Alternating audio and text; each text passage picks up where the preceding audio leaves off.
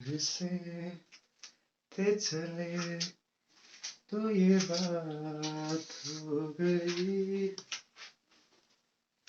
Okay, today we will discuss relation between small g and capital G। ठीक है, सबसे पहले हमें ये पता होना चाहिए कि small g क्या है और capital G क्या है। ठीक है, small g is acceleration due to gravity and capital G is gravitational constant। ठीक है, तो ये क्वेश्चन काफी बार पूछा गया है एग्जाम में। ठीक है, और अच्छा क्वेश्चन है और इजी भी बहुत है। ठीक है, तो relation between small g and capital G, g is acceleration due to gravity and capital G is gravitational constant। ठीक है, तो देखो सबसे पहले वी नो दैट हमने लिखा हुआ है यहाँ पे, मैं आपको बताता हूँ ये क्यों लिखा हुआ है। ठीक है, अगर ग्रेविटी की बात जब भी हो ना, यू हैव टू कंसीडर अर्थ। ठीक है, ये तो आपको पता ही है ग्रेविटी। ठीक है, ग्रेविटी कौन लगा रहा है भाई, ग्रेविटी कहाँ से जनरेट हो रही है? ठीक है, अर्थ से। ठीक है, तो यहाँ पे देखो सबसे पहले हमें क्या यहाँ पे रिलेशन लिखा हुआ है, we know that F is equivalent to Gmm by r square। ठीक है, where r is radius of earth, g is gravitational constant, m is mass of earth and small m is any object lying on or above the surface of earth। ठीक है, अब देखो सबसे पहले हम आपको बताएं ये रिलेशन आया कहां से है। ये हमारे पास ये जो एक्सप्रेशन है ये कहां से आया हमारे पास, ये आया हमारे पास यूनिवर्सल लॉ ऑफ ग्रेविटेशन। ठीक है, अब यूनिवर्सल लॉ ऑफ ग्रेविटेशन को समझते हैं जरा। ठीक है, यूनिवर्सल लॉ ऑफ ग्रेविटेशन कहता है द फोर्स ऑफ अट्रैक्शन। पहली बात तो ये समझो कि gravitational force is always attractive in nature, ये कभी भी रिपल्सिव नहीं होती है, ये अट्रैक्टिव फोर्स होती है। और क्या, हाँ, ग्रेविटेशनल फोर्स जो है हमेशा अट्रैक्टिव इन नेचर होती है। तो यूनिवर्सल लॉ ऑफ ग्रेविटेशन क्या कहता है कि हमारे पास कोई भी दो बॉडीज इस यूनिवर्स के अंदर, ठीक है, it states that any two bodies in this universe, ठीक है, उनके बीच में जो फोर्स ऑफ अट्रैक्शन होती है, ठीक है, the force of attraction between any two bodies, ये मैंने पहले ही बता दिया कि ग्रेविटेशनल फोर्स क्या होगी, अट्रैक्टिव इन नेचर। तो force of attraction between any two bodies in this universe is directly proportional to the product of their masses and inversely proportional to the square of distance between them। समझ आ रहा है, इनके बीच में कुछ ना कुछ अंतर तो है, दूरी तो है। ठीक है, that is called as distance, इनके बीच का distance। और ये इसका कोई ना कोई मास है, ये इसका भी कोई ना कोई मास है। ठीक है, इसका मास क्या ही है, ये लगी हुई है, इसको बस इतना तो ज्यादा होगा इससे, और क्या इसमें नहीं है। ठीक है, अच्छा, तो देखो इसका m1, let us suppose the mass of this object is m1 and this is m2। But एक चीज आपको यहाँ पे ध्यान रखनी है कि वो अर्थ को हमने कंसीडर करना ही करना है, दैट इज m। ठीक है, आप समझ रहे हो ना, मैं आपको ये समझाने के लिए बता रहा हूँ सिर्फ। ठीक है, the force of attraction between any two bodies in this universe is directly proportional to the product of their masses. Product of their masses मतलब इसका मास और इसका मास, ठीक है, इन दोनों का प्रोडक्ट उसके डायरेक्टली प्रोपोर्शनल होगी क्या, फोर्स ऑफ अट्रैक्शन। कितने ज्यादा ये अट्रैक्ट करेंगे ऑब्जेक्ट्स, वो डिपेंड करता है इनके मासेस के ऊपर। ठीक है, and inversely proportional to the square of distance between them. ठीक है, और इनके बीच में कितना डिस्टेंस है उसके इनवर्सली प्रोपोर्शनल क्या होगा, square of distance between them. ठीक है, कहने का मतलब है देखो, मान लो m यहाँ पे हमारे पास एक ऑब्जेक्ट है कोई, ठीक है, और m2 कोई दूसरा ऑब्जेक्ट है, ये तीसरा मैंने बताया अभी। ठीक है, ये एक ऑब्जेक्ट, ये दूसरा ऑब्जेक्ट, इसका मास कितना है m1, इसका मास m1, इसका मास कितना है m2। ठीक है, डिस्टेंस ऑफ सेपरेशन कितना है r, डिस्टेंस ऑफ सेपरेशन कितना है मतलब इन दोनों के बीच की अंतर दूरी कितनी थी, r। ठीक है, तो r आ गया इनके बीच का डिस्टेंस। Is that clear? अच्छा, तो जो फोर्स ऑफ अट्रैक्शन होगी, force of attraction is directly proportional to what, product of masses देख रहे हो, m1 m2, ये आ गया प्रोडक्ट ऑफ मासेस। इसका मास कितना था m1, इसका कितना था m2, तो इनका प्रोडक्ट कर दिया हमने m1 m2।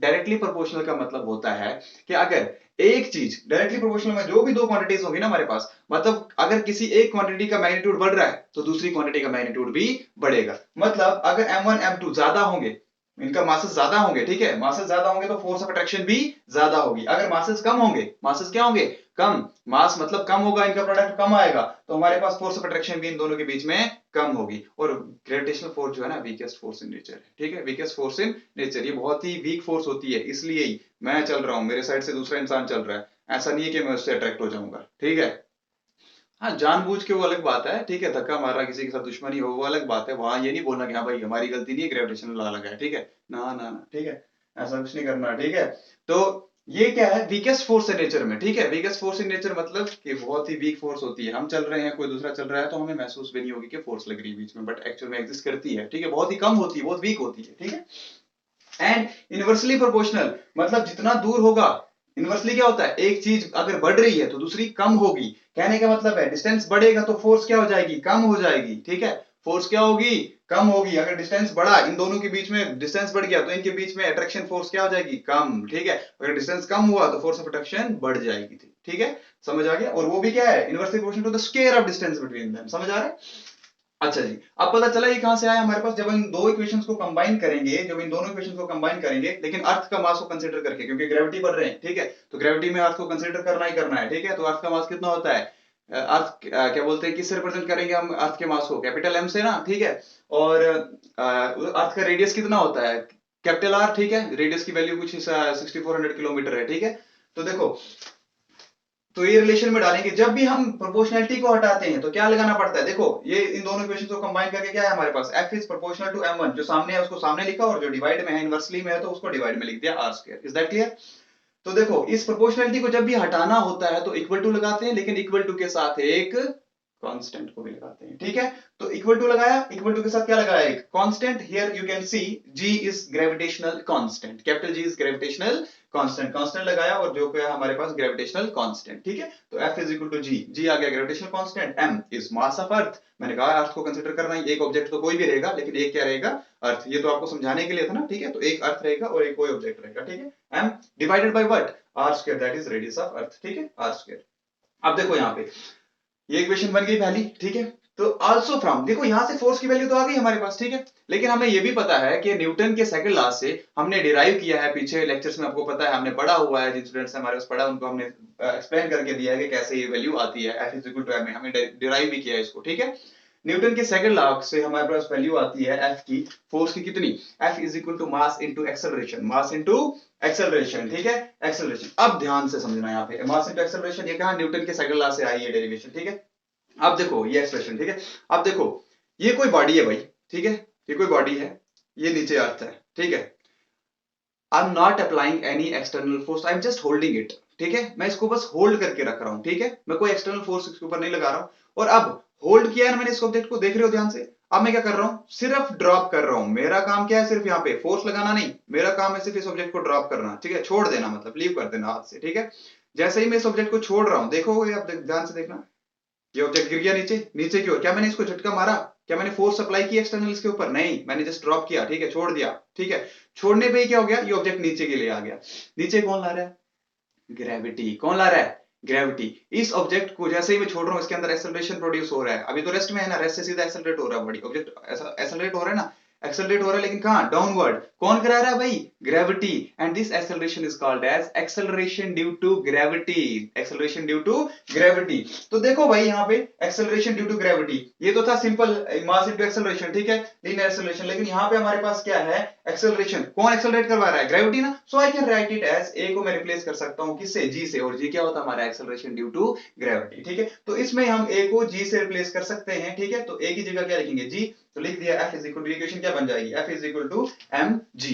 Is that clear. ठीक है, equation first, equation second, equation first और इक्वेशन सेकंड में बताओ भाई, लेफ्ट हैंड साइड इक्वल है, यहां भी F है, यहां भी F है। ठीक है, लेफ्ट हैंड साइड अगर किसी भी चीज की, किसी भी दो इक्वेशंस की इक्वल होती है तो alternately the right hand sides are also equal. ठीक है, राइट हैंड साइड भी क्या होती है, इक्वल होती है। ठीक है, तो राइट हैंड साइड को इक्वेट कर दो, इसकी राइट हैंड साइड क्या है, gmm/r² लिख दिया, इक्वल टू इसकी राइट हैंड साइड क्या है, mg, लिख दिया भाई mg। ठीक है, अब देखो यहाँ पे m और m क्या हो जाएंगे, कैंसिल, स्मॉल m। ठीक है, दोनों क्या हो जाएंगे, कैंसिल आउट। ठीक है, क्योंकि इसको यहाँ लाओ, अगर आप ये दोनों मल्टीप्लाई में है ना आपस में। ठीक है, इसको यहाँ आओगे तो डिवाइड में आएगा, इसको यहाँ से उठा के यहाँ लाओगे तो डिवाइड में आएगा ना, फिर भी तो कैंसिल ही होना है। ठीक है, इससे बेहतर है, इतना माइंड होना चाहिए आपके पास। ठीक है, कि अगर हमने सामने सामने इक्वल टू के साइड सामने सामने दो चीजें आ रही है तो हम उसको, अगर और सिमिलर चीजें आ रही है तो उनको हम क्या कर सकते हैं, कैंसिल आउट कर सकते हैं। ठीक है, तो कैंसिल कर दिया, हमारे पास क्या बच गया, g is equal to gm/r²। अब ये निकल गया रिलेशन किसके बीच का, एक्सेलरेशन ड्यू टू ग्रेविटी। ठीक है, और ग्रेविटेशनल कांस्टेंट के बीच का। ठीक है,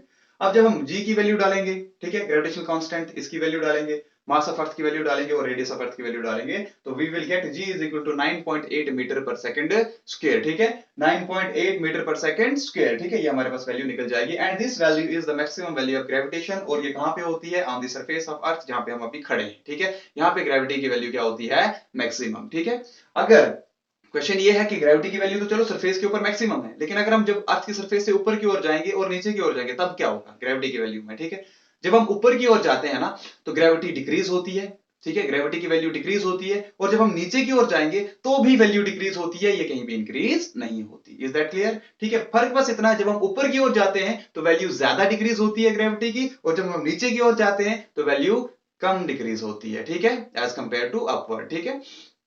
और इसकी वैल्यू, ग्रेविटेशन की वैल्यू सेंटर पे, सेंटर ऑफ अर्थ में at center of earth the value of acceleration due to gravity is 0। that's all about gravitation। और ये रिलेशन जो था स्मॉल जी और कैपिटल जी के बीच में, ये हमने बता दिया आपको, और थोड़े बेसिक कंसेप्ट्स भी बता दिए, ठीक है, कि वैल्यू मैक्सिमम कहाँ होती है, इंक्रीज कहाँ होती है, डिक्रीज कहाँ होती है, और जीरो कहाँ होती है। होपफुली आपको ये लेक्चर बहुत अच्छा लगा होगा, ठीक है, लगा लगा ही होगा, ध्यान से पढ़ लेना, पक्का लगेगा, ठीक है, ओके, थैंक यू।